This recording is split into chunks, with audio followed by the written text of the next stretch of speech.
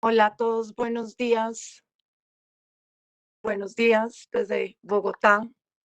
Les pido una disculpa que tuvimos un problema técnico aquí con el audio que además de las pruebas que hacemos, ley de Murphy.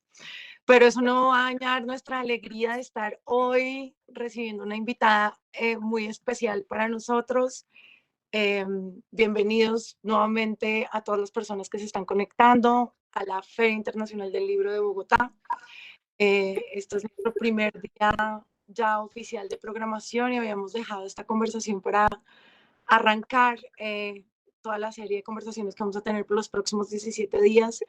Le quiero dar muy especialmente la bienvenida a Irene Vallejo y decirle que hay muchas personas aquí queriendo escucharte. Has acompañado la vida de muchas personas como yo con tu libro que nos ha parecido un abrazo de palabras, un poema completo y nos ha dado luz en momentos de oscuridad y sobre todo nos ha llevado por el mundo del libro que tanto queremos y todos los agentes y actores como han aparecido en la historia. Así que gracias, bienvenida. Juan Esteban, bienvenido. Le voy a dar la palabra a Mario Jurcic, director de programación del Bilbo 2021, para que también celebre con nosotros este inicio de conversación.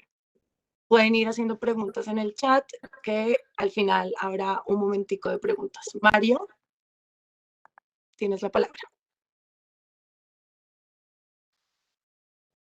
Buenos días, volvemos a comenzar. Buenas tardes, Irene. Repito lo que había dicho antes acá. Tuvimos muchas conversaciones preliminares con los invitados a la feria y yo desde el principio insistía mucho por haberlos leído a ambos en que había una profunda afinidad en la literatura que ustedes escriben. Me parece que esta conversación lo va a demostrar plenamente. No me extiendo más.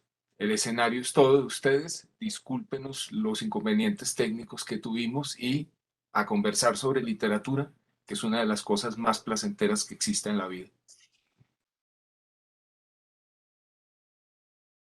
Bueno, mil gracias, Mario, y, y a la organización de la Feria del Libro por invitarme a esta conversación. Para mí es, por supuesto, una dicha y un honor, ya lo había dicho, pero lo repito, porque El infinito en un junco, el libro de Irene Vallejo, del que vamos a hablar hoy, entre otras cosas, es una de las mejores, uno de los mejores paliativos que hemos tenido esta época tan dura y tan difícil. Yo decía que además es un libro que tiene la gran virtud de que riñe con todos esos prejuicios y esas manías y esas obsesiones del mercado editorial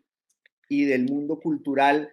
Si alguien hubiera dicho que el gran bestseller de estos tiempos de la pandemia iba a ser un libro sobre los libros en la antigüedad, pues habría sido inconcebible.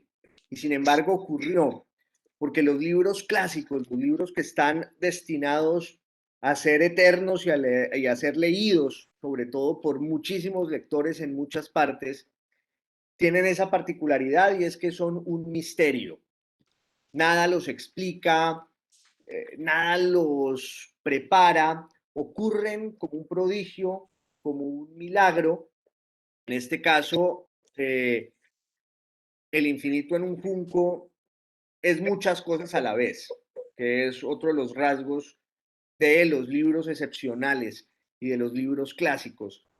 Es, para empezar, una historia del libro como objeto y como instrumento cultural en la antigüedad. Y luego en la cultura humana hasta nuestros días. Es una historia del mundo antiguo y es una historia de Occidente. Es una historia de la literatura y es un diario de lecturas y es un ensayo en el sentido más bello y profundo de la palabra.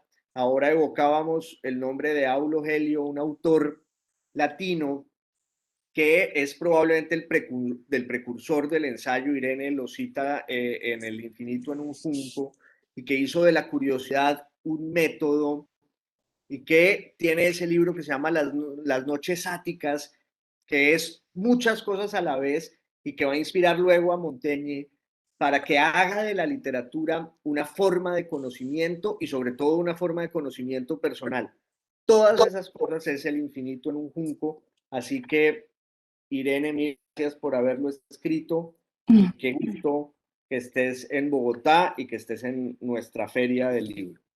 Ay, es un inmenso placer.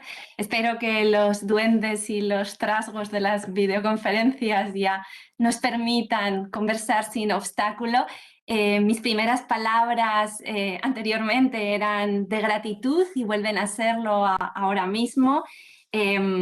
A Mario, a Sandra, por supuesto a ti, Juan Esteban, a todo el público colombiano tan generoso.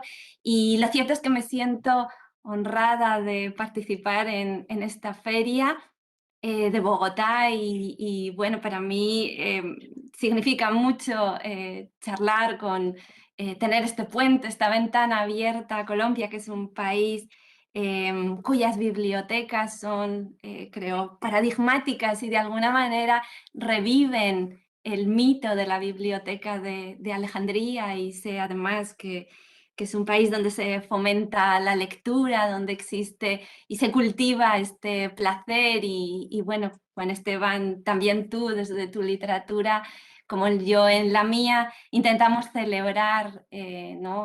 la gratitud, sobre todo, creo que esa es la palabra importante, ¿no? La gratitud que sentimos a todos aquellos autores que nos enseñaron, nos deleitaron, nos abrieron caminos, nos descubrieron rutas para las palabras y el pensamiento. Y creo que El infinito en un junco nace principalmente de esa pulsión de agradecer, de reconocer el profundo placer, la felicidad que a mí me han provocado los libros a lo largo de los años, el refugio ocasional que han supuesto en momentos duros de mi biografía, y cómo realmente han configurado mi vida hasta el punto que habría sido irreconocible sin la posibilidad de leer y avanzar por esos caminos, por esas rutas impresas que nos marcan los libros. Entonces, El infinito en un junco nace muy pequeño, en realidad con escasas ambiciones, con humildad, pero sobre todo con la voluntad de hacer un homenaje, de hacer en realidad muchos homenajes a toda esa cadena humana que a lo largo de los siglos descubrimos, transmitiendo, cuidando y salvando los libros por una sola finalidad, con un solo objeto, y es manifestarles ese amor y esa gratitud, ¿no? Y conseguir que lleguen hacia los caminos del futuro. Y eso me parece que es esencial, ¿no? Sentir que formamos parte de una comunidad sigilosa, fundada en el amor y en el placer y en la curiosidad, como decías, Juan Esteban, y que nos hemos aliado a lo largo de los siglos para proteger las palabras de un riesgo permanente que todavía sigue vivo, el de la censura, la desaparición, el olvido. Y allí, en esas páginas, es donde han encontrado un refugio y donde nosotros mismos nos acogemos y nos cobijamos cuando la vida pues, diluvia a nuestro alrededor, ¿no? Pues me gustaría que ahondáramos un poco en esa gratitud que resuma siempre tu libro frente a los libros, que es probablemente el mejor invento de la historia de la humanidad, el libro como objeto. Y hay una escena, un instante de los más bonitos que pueblan el infinito en un junco, cuando tú evocas una incursión tuya con tu padre a una biblioteca de viejo en Madrid, y él dices que era más bien como un minero excavando y que sale con un tesoro en la mano, y es una edición del Quijote, y se ríe mucho porque luego era uno de esas estrategias para burlar la censura, y lo que ocurría era que era una miscelánea en la que al principio estaba el Quijote y luego estaba el Capital de Marx, aunque uno se queda pensando que era mucho más sedicioso y peligroso el Quijote que el Capital, y que han debido censurar al primero y no al segundo en tiempos del franquismo. Pero, ¿cuáles fueron los libros que más te influyeron a ti, y qué libros determinaron ese amor desbordado por el libro y por la lectura y por la literatura?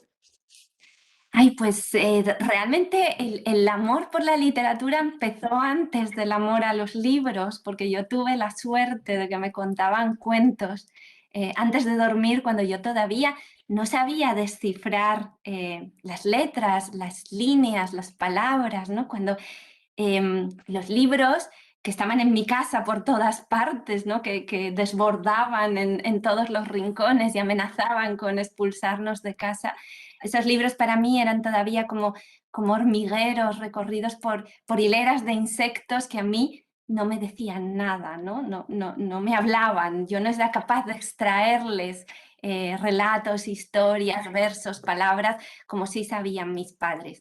Y ellos fueron los que me contaban cuentos, los que me contaron historias antes de dormir, y así, a la vieja manera de los juglares y los aedos de otros tiempos, ¿no? Como en las épocas en las que las familias se reunían alrededor del fuego al caer la noche y se contaban relatos inmemoriales, así empezó mi placer y mi deslumbramiento con la literatura.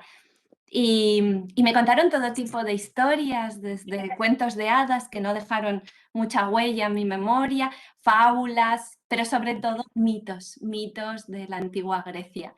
Y así es como me convertí, creo yo, en la filóloga que un día he llegado a ser, ¿no? Allí es donde empecé a beber aquellas historias, aquellos relatos con auténtica avidez, y desde entonces sentí una pasión que no ha terminado jamás por las mitologías, por todas las mitologías, las orientales, las nórdicas, las tradicionales de todos los continentes, y por supuesto ese primer amor que fue la Odisea y los mitos antiguos. Y ahí está realmente el origen, esa suerte que tuve de que mis padres ya amaban los libros, las palabras, las seleccionaron, las compartieron conmigo en una atmósfera que era precisamente la del placer y no la de la obligación o la tarea o la imposición.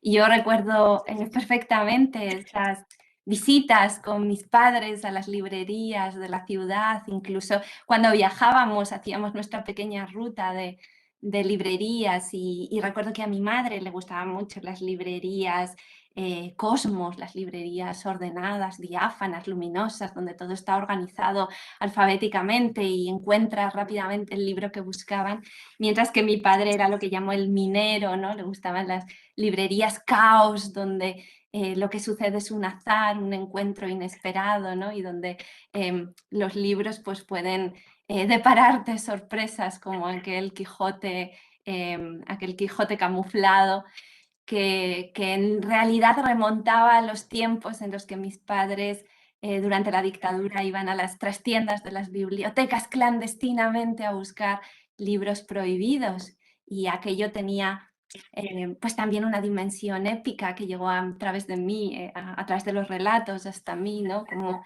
llegar a una librería y apoderarte de un libro que te convertía en un transgresor y cuya posesión era un peligro permanente y podía ocasionarte pues consecuencias graves, y sin embargo te apoderabas de él y lo amabas a pesar del enorme riesgo que conllevaba, ¿no? Y esas historias de infancia creo que me han llevado a pensar en todos esos actos de amor y de riesgo y de peligro y de aventura que la humanidad a lo largo de los siglos ha realizado por los libros, ¿no? Por las palabras, para combatir el olvido y la desmemoria. Sí, aquí tengo una guía para, para ir teniendo esta conversación, pero con lo que dices pienso en dos cosas. Una es que las librerías de viejo no va a buscar libros, sino a encontrarlos.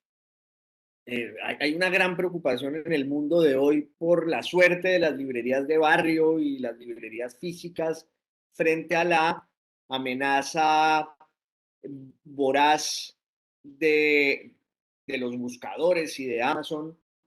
Pero claro, uno busca los libros cuando los necesita y de la forma más rápida, pero en cambio las librerías de viejo, uno confía en el azar para encontrar libros que no está buscando necesariamente. Sí, es cierto, hay en las librerías algo que no sucede en los buscadores o en las plataformas, que es la aventura, el azar, el encuentro, la posibilidad de ir tras las huellas de un libro, pero en realidad volver con otro que se ha cruzado en el camino y que ha resultado mucho más irresistible.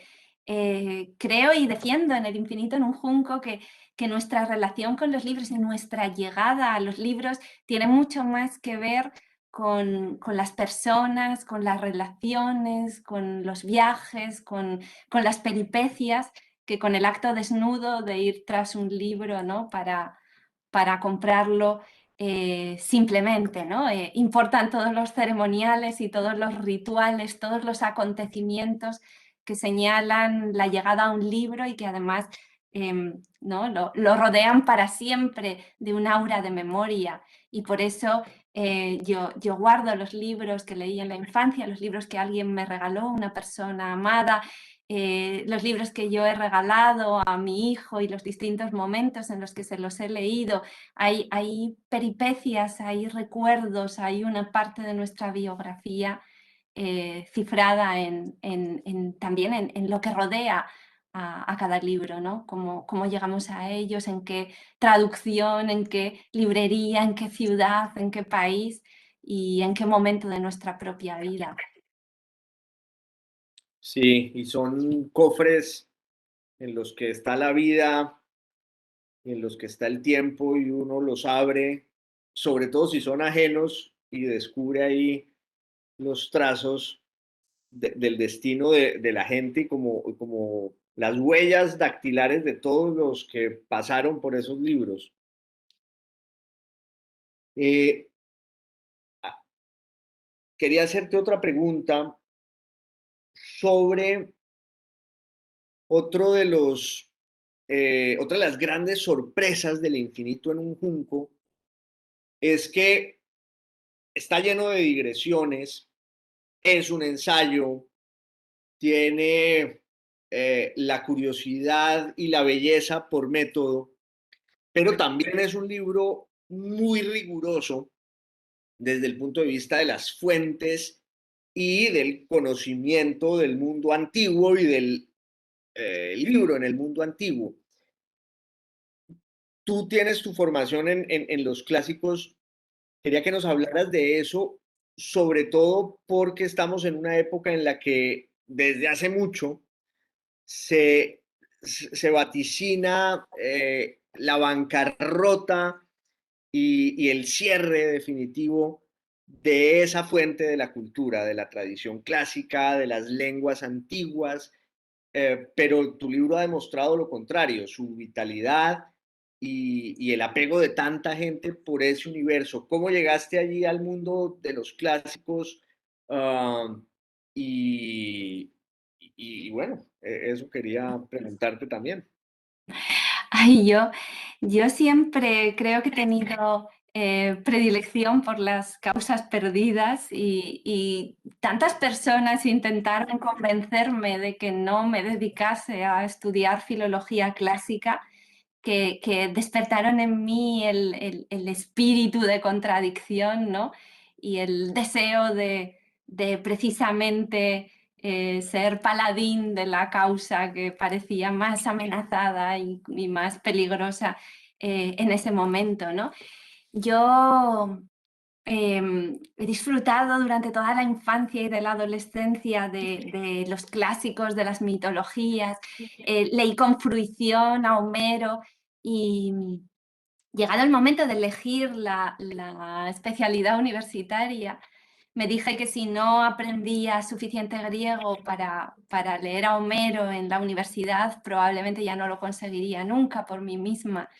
Y me decidí por esa razón tan poco pragmática, porque quería escuchar la sonoridad de los versos, de los hexámetros homéricos y saber cómo son esos, en griego clásico, esos adjetivos con los que describe los susurros del mar, por ejemplo, o em, ese ritmo, ¿no? de los poemas antiguos que cuando leemos en traducción, casi como si fueran novelas o en prosa, se nos escapa la música de todos aquellos relatos. Es decir, que fue una decisión estética arriesgada, insensata, y sin embargo, pues dando todos estos pasos que no parecían dirigidos por el cálculo y sintiendo yo además en cada momento incluso que mis pasiones eran minoritarias, sin embargo, asombrosamente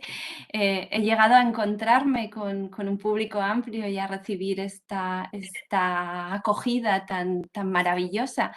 Así que bueno, creo que existe una tendencia apocalíptica en el mundo cultural que también se expresa con los propios libros a los que siempre estamos condenando a muerte, como si se acercaran al final definitivo, como si una antigua era estuviera a punto de extinguirse, cuando la realidad ha sido que en esta pandemia, cuando ha llegado una auténtica catástrofe, no una catástrofe imaginaria, sino una real y tangible, hemos vuelto a buscar refugio en los libros, en las páginas, hemos vuelto a reencontrarnos con esa conversación silenciosa que nos hace compañía, que nos reconforta y que además nos transporta a otros universos y por tanto es la mejor fuga posible de los encierros, ¿no? y de los confinamientos. Por eso creo que todas esas predicciones son en realidad engañosas. Tenemos la pulsión, de hecho se producen siglo tras siglo y son tan antiguas como Sócrates, ¿no? Y en realidad, sin ser nunca una mayoría, los enamorados de los libros hemos sido siempre suficientes como para mantenerlos con vida y como para salvar nuestras mejores palabras, nuestras mejores ideas, nuestros mejores versos de toda una serie de cataclismos, caídas de imperios, hambrunas, pestes y todo tipo de hecatombes. Y esa es precisamente la historia que quería narrar en El infinito en un junco, ¿no? Como hemos conseguido esa gesta, que no es la gesta épica de una guerra o de un combate o de una conquista, sino es la gesta del conocimiento, ¿no? De llevar a buen puerto todo un bagaje de ideas y de emociones y de miedos y de sentimientos expresados con las palabras más precisas y más bellas, y cómo hemos conseguido que todo ese cargamento no se hunda, no naufrague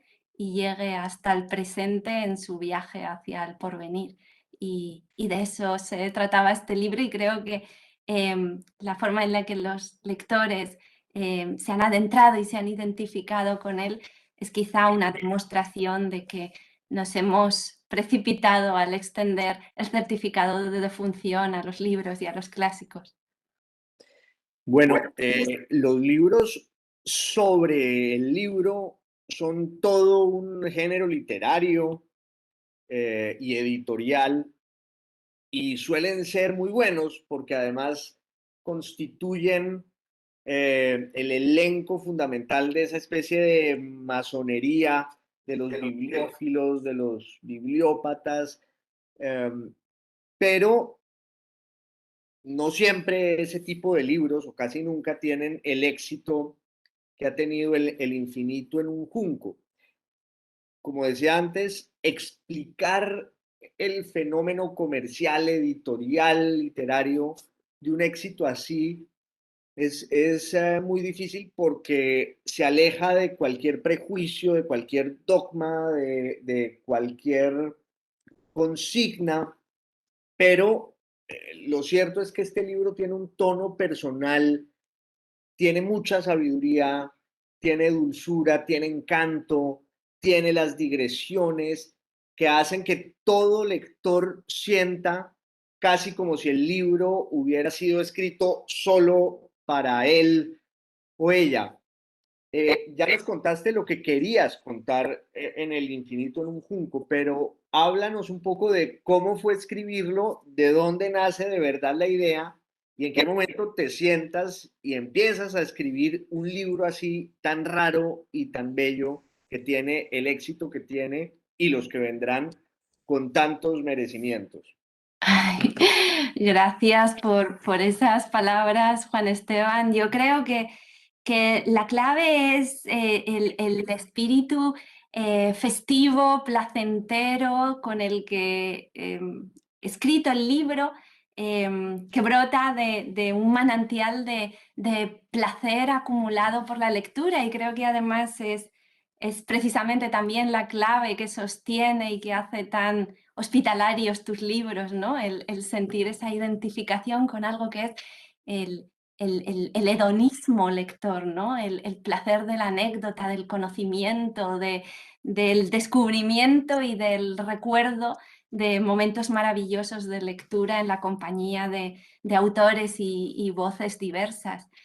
Pero curiosamente escribí este libro en un momento especialmente duro de mi vida, cuando creí que probablemente se trataba del último libro que podría escribir, por lo menos en un tiempo, quizá para el resto de mi vida, porque acababa de tener un niño que nació inesperadamente con graves problemas de salud, y fueron meses, incluso años, entrando y saliendo del hospital de forma intermitente y con una profunda angustia personal por la salud del niño y por su bienestar. Y en ese momento tan duro y tan áspero de mi propia vida, escribir este libro significaba el recreo, el momento en el que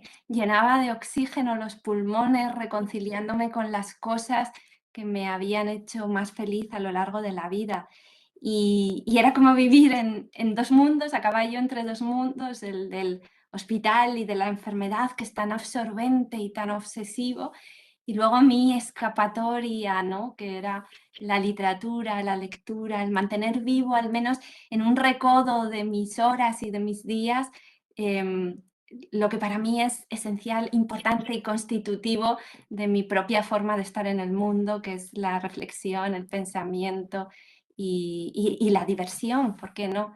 Entonces, fue un periodo extraño, ¿no? De grandes contrastes, pero también de una enorme necesidad de consuelo, y el consuelo lo encontraba en la escritura de este libro.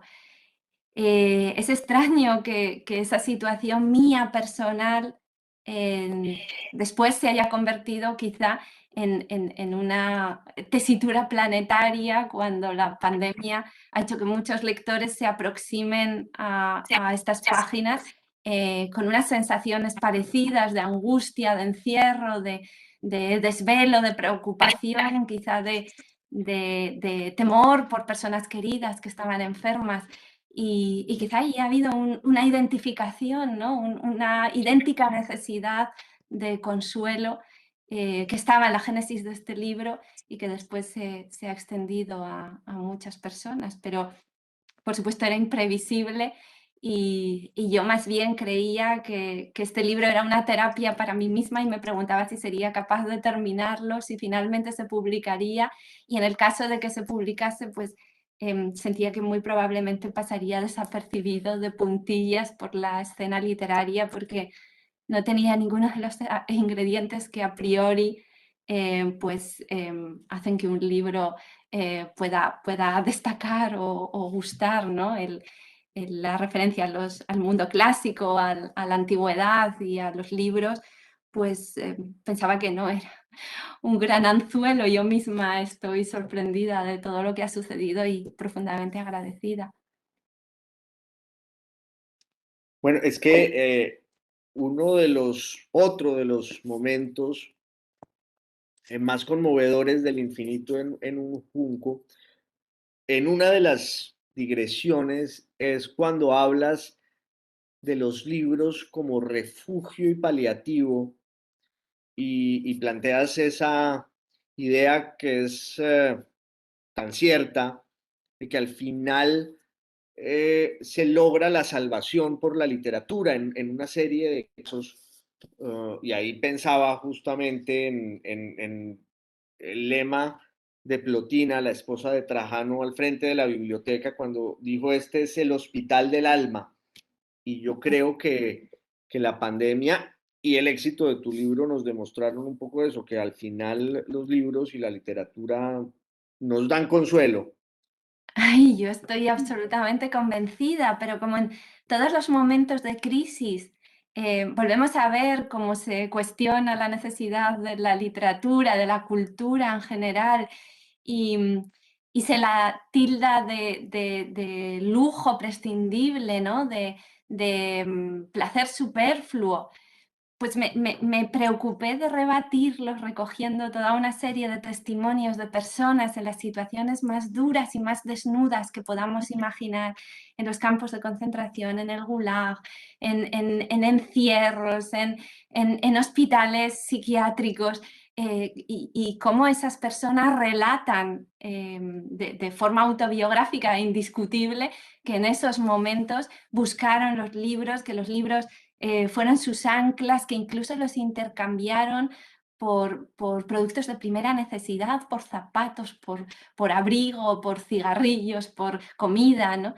Es incuestionable que en esos momentos hay personas, quizá no todas, pero sí algunas, que encontramos un consuelo, un abrigo, una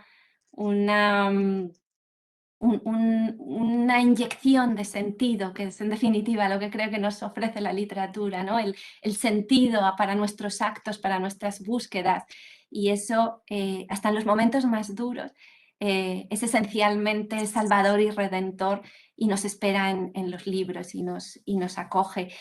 Y por eso quería destacarlo, precisamente porque me estaba sucediendo a mí en ese momento, pero creo que no es una condición peculiar mía, sino que a lo largo del tiempo ha sido el destino de muchas personas, y eso explica por qué los libros han sido ese hospital de almas, ¿no? Ese lugar para el cuidado del espíritu, que es lo que nos mantiene en pie. Y Viktor Frankl, el autor de El hombre en busca de sentido, curiosamente hace una observación que parece contradecir todas nuestras percepciones al respecto. Dice que en los campos de concentración no eran los más robustos físicamente quienes tenían más posibilidades de sobrevivir, sino quienes poseían una habitación interior, una especie de refugio al amparo de la deshumanización, donde podían recordar melodías, obras de teatro, obras de arte, formas de belleza que habían disfrutado en su vida anterior, antes de llegar al campo de concentración. Y quien poseía al menos ese lugar irreductible del que nadie le podía despojar, pues no podía ser deshumanizado totalmente y tenía más posibilidades de sobrevivir. Y él afirma que esos fueron los que salieron adelante frente a otras personas, pues físicamente más dotadas para soportar el frío y las privaciones. Entonces me parecía importante subrayarlo, ¿no? Y destacar cómo ha sido así a lo largo del tiempo, cómo las palabras han sido nuestra manta, nuestro alimento. García Lorca decía: quien tiene hambre, no le des solo pan, dale medio pan y un libro. Y creo que hay también un hambre profundo, que es el hambre de palabras, el hambre de belleza, y no es solo propiedad de una determinada clase social, o no es un lujo o un privilegio de los más favorecidos, sino que es una necesidad absolutamente universal, ¿no? Que se plasma de distintas maneras, pero todos necesitamos la belleza y el consuelo y algo que supere la mera, ¿no? Que desborde la mera supervivencia, y eso lo encontramos en los libros. Claro. En términos históricos, yendo un poco más al contenido del libro en lo que tiene que ver con la antigüedad, el punto de partida del infinito en un junco es el helenismo. Aunque claro, pues tú mencionas todos los antecedentes que hay del libro como objeto y de esa pulsión de conservar las palabras y eternizarlas, o por lo menos encontrarles un escampadero a través de los siglos para que sobrevivan y nos rediman a los seres humanos de nuestra condición perecedera. Pero el helenismo es un punto de partida y ahí uno tiene la idea de un momento del mundo antiguo que es como un esplendor desmesurado en el que se inserta el nacimiento del libro, que es pues desde las conquistas de Alejandro casi hasta el siglo segundo después de Cristo. ¿Qué nos puedes contar de ese momento, de lo que está en el infinito en un junco, y del lugar que el libro tuvo en esa cultura enciclopédica y desmedida que todavía nos estremece por sus luces? Sí, yo encuentro una proximidad extraordinaria en el helenismo por muchos rasgos que lo describen y que nos constituyen también en la actualidad como sociedad, ¿no? Ese sentimiento de contradicciones, de vorágine de acontecimientos históricos que sintieron los griegos cuando Alejandro transformó totalmente la faz y el aspecto del mundo en el que vivían, y de repente se sintieron gobernados, ¿no? Como por poderes lejanos y distantes, y entonces tuvieron que buscar aquellos griegos sus propios anclajes y muchos de sus rasgos, pues una época de las luces, pero también de las supersticiones y de las religiones, una época en la que nace el sentimiento cosmopolita, pero al mismo tiempo hay muchas manifestaciones de nacionalismo. Es una época de devoción por los clásicos, pero al mismo tiempo de sentido paródico, ¿no?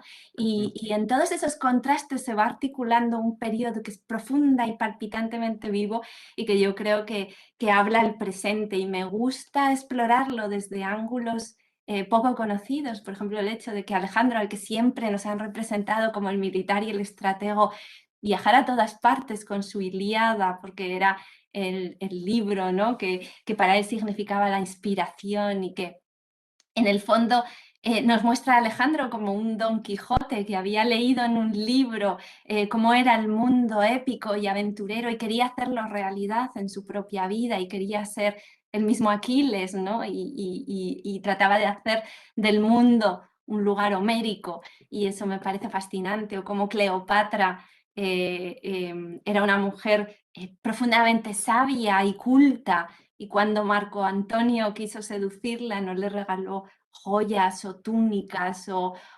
no la celebró con banquetes y festines, sino que le llevó libros para la Biblioteca de Alejandría, ¿no? Como los libros eran realmente el combustible de las pasiones y del deseo de saber y de conquistar el mundo, conquistarlo también intelectualmente, abarcarlo en esa época en la que nació la Biblioteca de Alejandría. Y bueno, hay allí toda una serie de aspectos muy desconocidos, y yo he intentado llevar a los lectores a visitar esa Biblioteca de Alejandría, qué es lo que sabemos de esos espacios, de esos lugares, de las voces y susurros que allí sonaban, quiénes eran esos sabios bibliotecarios, ¿no? ¿A qué se dedicaban? ¿Cuáles eran sus tareas detectivescas con los textos que allí llegaban para restaurarlos a su forma más original? Y así inventaron la filología como arte, ¿no? Y cómo se reunieron las personas con más conocimientos y hubo allí un apogeo de descubrimientos científicos, geográficos, astronómicos y como geométricos y como todo ese magma de conocimiento realmente convirtió a Alejandría en una especie de foco simbólico, de faro simbólico para la humanidad en ese momento, y como el libro empieza con unos misteriosos jinetes que van en busca de algo muy valioso que nadie sabe exactamente lo que es, de una presa misteriosa que al final resultan ser libros, porque los libros eran tan valiosos como para mandar a los ejércitos en su búsqueda. Y me parece un momento trepidante, fantástico, pero que al mismo tiempo nos devuelve una imagen de nosotros mismos, ¿no? Y de nuestra relación con las palabras, con los relatos y con esa parte de nuestra vida que es la imaginación, y la imaginación forma parte de la realidad porque nosotros transformamos la realidad gracias a nuestra imaginación y nuestra fantasía. Y creo que tú, que has sido curador de libros curiosos, sabes de esa pasión por acumular los libros, por poseerlos, por acariciarlos, por llenar los huecos y por poseer aquello que se resiste precisamente, ¿no? a una colección y aquello que falta y cuya ausencia casi se hace clamorosa en esas bibliotecas que al final son grandes ciudades de los libros y de las palabras. Sí, es cierto. Hay dos, bueno, en esa cantidad de personajes maravillosos que atraviesan las páginas del infinito en un junco, que ya es casi, es casi redundante decir, ahora hablando de tu libro, hablar del infinito en un junco, pues claro, porque está contenido aquí el universo entero, y ese es el prodigio del libro como objeto, y tú narras de forma bellísima y magistral, entre otras, también las transformaciones tecnológicas que hicieron posible un invento a la vez tan elemental y tan sencillo y tan determinante para el destino de la humanidad. Entonces uno abre este libro, que además tiene muchas lecturas posibles, porque como Rayuela se puede leer desde el principio al final, o uno podría establecer una guía de lectura y cada lector podría hacerlo abriéndolo por donde quiera y se devuelve y va reencontrando nuevas cosas y van despuntando una gran cantidad de personajes, pero hay dos de los que yo quiero que hablemos un poco, que no son exactamente contemporáneos, uno está primero que el otro, pero son dos grandes escritores del mundo latino que tienen como suertes contrapuestas. Uno es Ovidio, que al final acaba su vida en el exilio, besando las olas de un mar que lo expulsa para ver para sentir que en ellas tiene algo de ese mundo que perdió en Roma, y su libro se le vuelve casi su mensajero. Y Marcial, que es, podríamos decir que un español, pero esa categoría es tan compleja aún hoy que atribuírsela del todo a Marcial es muy difícil, pero Marcial en cambio es un hispano que llega y que triunfa de alguna manera en Roma. ¿Qué podemos decir de este par de personajes? Son dos personajes que reúnen una característica para mí especialmente fascinante, que es el sentido del humor. Eran dos escritores que quisieron ser testigos de su mundo y de su época, pero lo hicieron desde la frivolidad, la diversión, algo que en principio parecía condenar sus propias posibilidades de pasar a la posteridad, porque siempre se prefiere la literatura solemne y reflexiva, y en cambio pues el humor parece ocupar un lugar secundario y ¿no? y quizá tener el don de la inmediatez, pero menos posibilidades de perdurar. Sin embargo, no es así, y tú, que eres un gran admirador de Chesterton, lo sabes mejor que nadie. Creo que el humor es muy difícil. En el caso de Ovidio le costó el destierro, ¿no? Quizá el haber puesto en solfa algo que para el emperador Augusto era muy importante, la moral, la forma de vida, las relaciones, las estirpes. Cuando Ovidio escribe ese libro fascinante que es El arte de amar, donde le escribe sobre las técnicas para seducir, tanto para hombres como para mujeres, y habla de una sociedad frívola, divertida, donde nos faltan también reflexiones profundas, pero donde sobre todo celebra una determinada manera de vivir y sentir la realidad, que era divertida, ingeniosa, y que parece ser que enfadó profundamente al emperador moralista y lo envió al destierro, a los confines del imperio, a un lugar donde un autor sibarita, con una vena social y con una riquísima vida exterior, pues se encontraba de repente excluido de todo aquello que amaba, de la vida literaria, del contacto con los escritores, de los estímulos de la cultura y de su propio idioma, porque lo envió a un territorio, el de los getas, donde no se hablaba latín.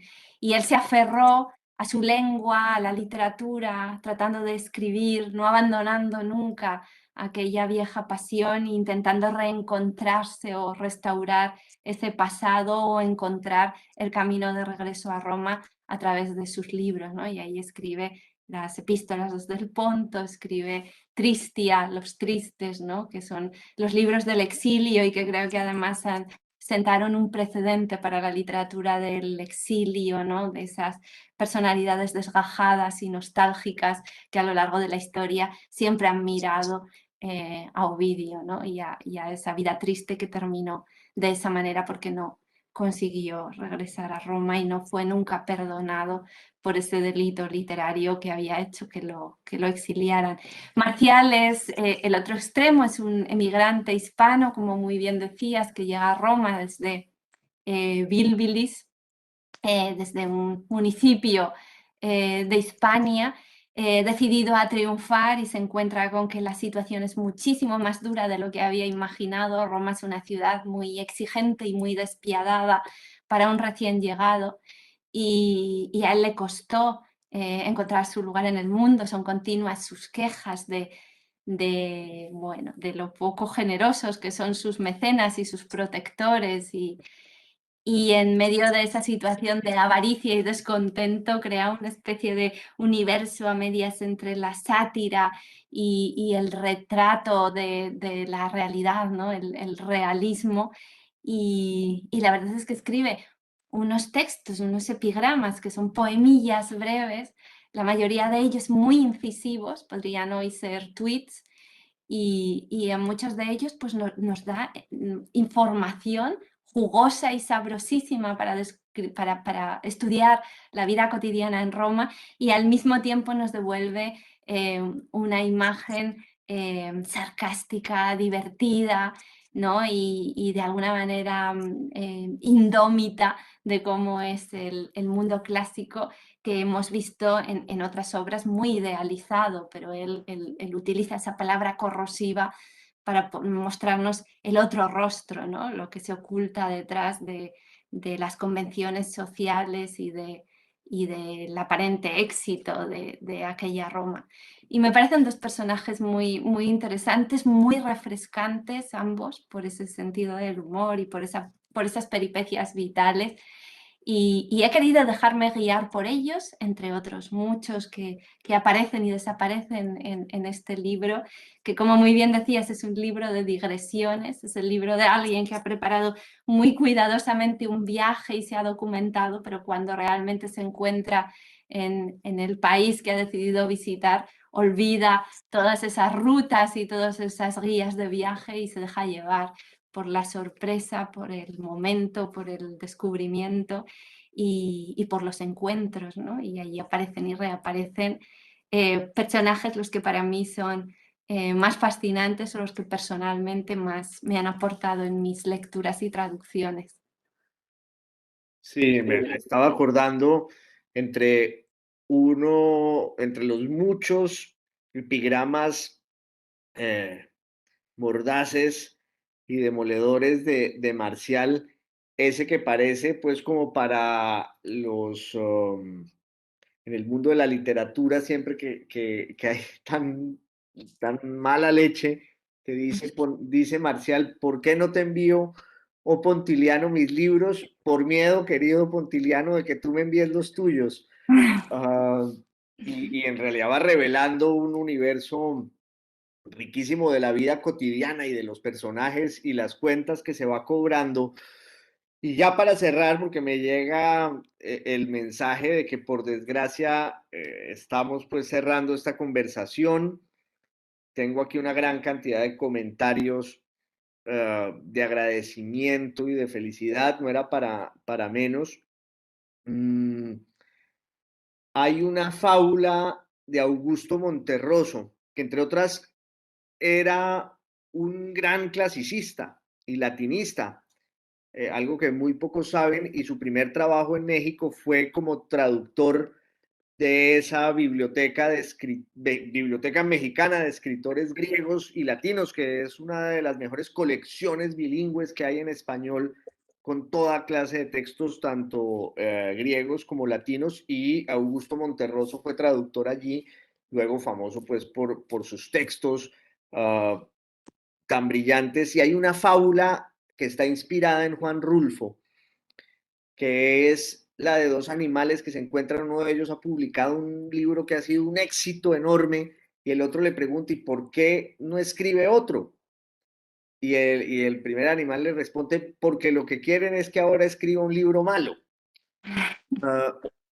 ¿Qué viene de Irene Vallejo? Porque sabemos pues que vendrán cosas magníficas. En tu caso, por supuesto, no se cumple la frase del personaje de la fábula de Monterroso, pero digo, estaba inspirado en Rulfo, que escribió muy poco y todo fue perfecto. En este caso, quería preguntarte, después del éxito y la celebración tan merecidos de esta joya que es El infinito en un junco, ¿qué viene para los miles, ya millones de lectores de Irene Vallejo en el mundo entero? Bueno, sucedió que El infinito en un junco, en su primera redacción, en ese manuscrito que yo entregué en la editorial bajo el título Una misteriosa lealtad, que era un homenaje originariamente a Borges, pues contenía una tercera parte que quedó desgajada del libro porque mi editor entendió que debía centrarme en el mundo antiguo y en los primeros momentos, en las primeras veces en las que sucedían acontecimientos que después han sido esenciales para constituir nuestra relación con los libros, las primeras bibliotecas, las primeras librerías, los primeros lectores, las mujeres escritoras, todos esos temas, y que dejase aparte otros aspectos que a mí me interesaba mucho indagar y que había recogido inicialmente en el libro. Y a mí realmente El infinito en un junco me parece una pequeña tesela de un gran mosaico en el que faltan muchos otros territorios por explorar, las aportaciones del lejano oriente, China, Japón, también tratar la transmisión manuscrita durante la Edad Media y después también las variedades de escritura y de creación en Sudamérica y en Estados Unidos, ¿no? Todo eso que ha quedado fuera del infinito en un junco y que estaba quizá esbozado en esa tercera parte, que podría ser el germen de otro ensayo para reunir historias, hebras, episodios que han quedado fuera y quizá hacer el texto menos parcial, ¿no? Porque me preocupa que tenga un enfoque demasiado eurocéntrico, que no era el objetivo inicialmente, pero es lo que ha resultado en definitiva. Por otro lado, tengo una idea para una novela, porque yo en realidad hasta ahora había escrito ficción y de hecho El infinito en un junco es una exploración de los territorios fronterizos entre la ficción y el ensayo, que a mí me parece que son géneros que se relacionan y están muchísimo más próximos de lo que muchas veces intuimos y sospechamos. Y me gusta encontrar esos territorios entre la novela de ideas y el ensayo narrativo, donde se difuminan esas fronteras y esas líneas divisorias. Y entre esos dos libros, que parece que están germinando simultáneamente, pero no sé cuál de los dos tomará el protagonismo, me encuentro ahora mismo también con muy poco tiempo para escribir por todo lo que está suponiendo la promoción, las traducciones y de alguna manera este maravilloso huracán que ha transformado mi vida con un libro tan inesperado para mí, en el que nunca creí que llegase pues esta especie de terremoto, de seísmo vital que ha resultado ser. Entonces, lo que yo pienso para el futuro es que me gustaría mantenerme entre los dos lados de la frontera y seguir escribiendo novelas. He escrito ya 2 novelas, me gustaría seguir escribiendo novelas y seguir explorando también sus conexiones con el ensayo y con la historia, con la vigencia de los clásicos y de los imaginarios mitológicos, y digamos que esas preocupaciones o esas obsesiones se pueden plasmar a un lado y a otro, ¿no? En forma de novela o en forma más ensayística. Y en ese punto estoy esperando un poco que germinen las semillas y que llegue un poquito más de tranquilidad para poder escribir. ¿Y las novelas que escribiste tienen algo que ver con el mundo clásico y antiguo o no necesariamente? Son 2 novelas, la primera de ellas, titulada La luz sepultada, no tiene que ver estrictamente en la temática, pero sí tenía que ver en el planteamiento, estaba inspirada en la estructura de las antiguas tragedias griegas.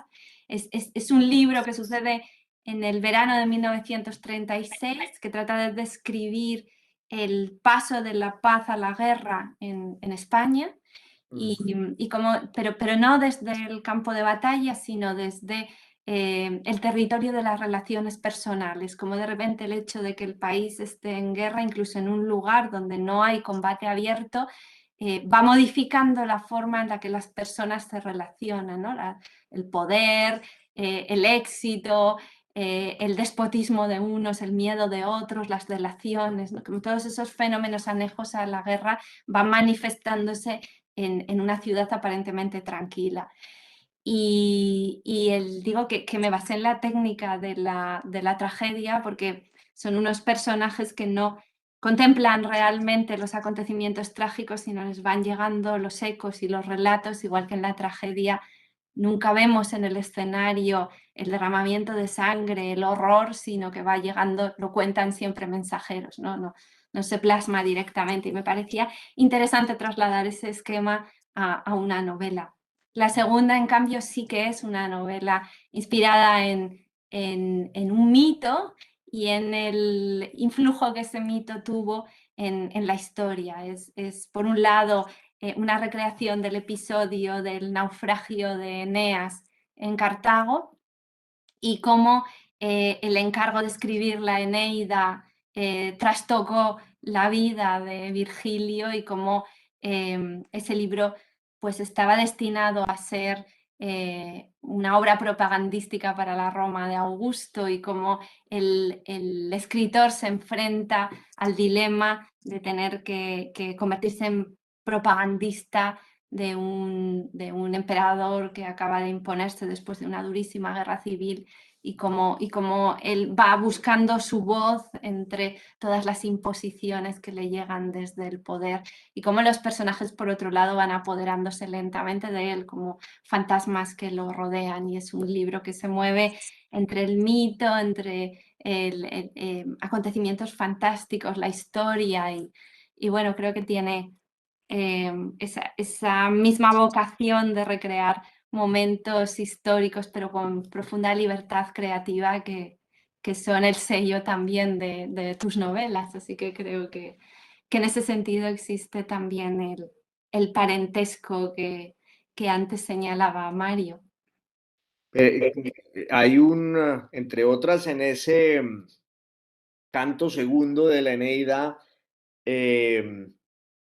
hay una escena impresionante, y es que ya en un muro está pintada la caída de Troya y la huida de Eneas, y eso es lo que desata pues la tristeza de Eneas, y es cuando Virgilio dice, tienen lágrimas las cosas, que es una frase que entre otras cosas usó el Papa Francisco en su última encíclica y que le valió de parte de muchos conservadores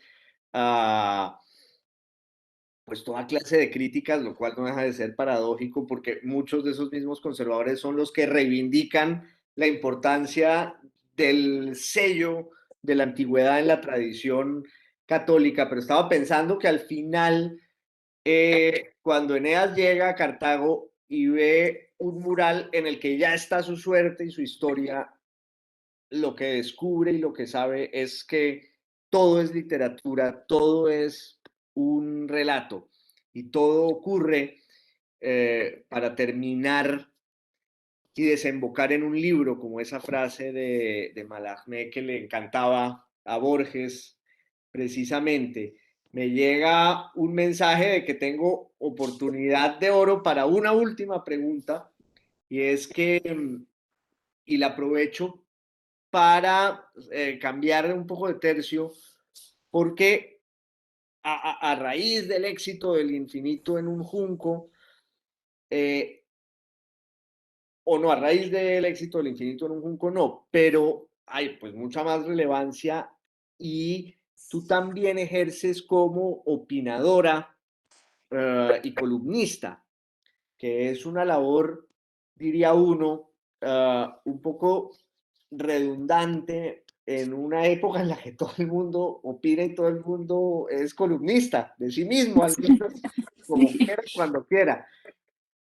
¿Qué haces tú con la columna? ¿Qué buscas? ¿Y cómo te ha ido en ese papel que se le vuelve a veces a uno la vida entera cuando es escritor? Sí, he aprovechado esa oportunidad que me brindan los medios para intentar convertirme en defensora de las humanidades, de la historia, de la filología, bueno, de todas esas disciplinas que parecen condenadas o muchas veces orilladas. Y me he fijado el reto de analizar la actualidad más contemporánea, más candente, a través de la referencia a mitos, a leyendas, a etimologías, a momentos históricos, ¿no? Para encontrar constantemente esos nexos, esas ideas, el origen de nuestros conceptos, de nuestras leyes, de esos entramados que constituyen la sociedad y de los que muchas veces no somos conscientes y nos parecen lo natural, lo lógico, el sentido común, pero en realidad tienen una dimensión histórica y muchos de ellos remontan a épocas del pasado, ¿no? Y entonces a mí me gusta rescatarlo, estar constantemente encontrando los nexos entre lo que nos sucede hoy y lo que los filósofos, los historiadores, los autores, los pensadores del pasado nos legaron. Y por eso, pues, uno de mis libros de columnas se titula Alguien habló de nosotros, porque creo que efectivamente los clásicos nos contienen. Nosotros formamos parte de su imaginario porque han sido precisamente sus palabras, sus conceptos y su forma de entender el mundo, la que ha configurado la realidad que ahora nosotros poblamos. Y es una forma también de rebatir semana tras semana la idea de que son prescindibles los clásicos, las humanidades, el conocimiento de la historia, porque creo que nos ayudan a mirar con lucidez, con perspectiva, y además, bueno, pues la única posibilidad de evitar la reiteración de los errores es estar constantemente en contacto con el testimonio de la historia. Y así es como intento darle un sello personal y también reivindicativo de una perspectiva más humanista para un mundo más humano a ese columnismo que, como tú dices, se ha convertido en una actividad universal. Desde las redes todos somos constantes comentadores de la actualidad, pero yo intento que sea a través de esa óptica en la que al menos aprendemos una etimología, un acontecimiento, una peripecia, una reflexión, una pequeña píldora de sabiduría. Bueno, ahora sí, por desgracia para nosotros, se nos acabó el tiempo. En el mundo de hoy hay tres grandes pensadoras y escritoras, o en la Europa de hoy, entre muchas más, que se inspiran en el mundo antiguo. Una es Mary Beard, pienso en Andrea Marcolongo y en este caso pues en Irene. En el caso de Irene hay, como yo decía antes, sabiduría, dulzura, generosidad, profundidad y una luz inequívoca que también está en su libro. Así como Eneas dice que las cosas tienen lágrimas, pues las cosas llevan el trasunto de quienes las hacen. Y el infinito en un junco es el éxito que ha sido porque lleva la luz de Irene Vallejo, que también pudimos disfrutar en esta charla. A Irene, mil gracias, y a todos ustedes por su compañía. Un abrazo a todos. Muchísimas gracias por este tiempo, por esta conversación, Juan Esteban. Ha sido una delicia, de verdad, todas esas pinceladas y esas observaciones y esos recuerdos y ecos literarios que has evocado. Quiero dar también las gracias a mi admirado Héctor Abad Faciolince, que hizo posible mi participación en esta feria, a todo el equipo, a Mario, a Sandra y por supuesto a quienes nos habéis regalado vuestro tiempo escuchando y preguntando y abrigándonos también con la presencia. Muchas gracias de corazón.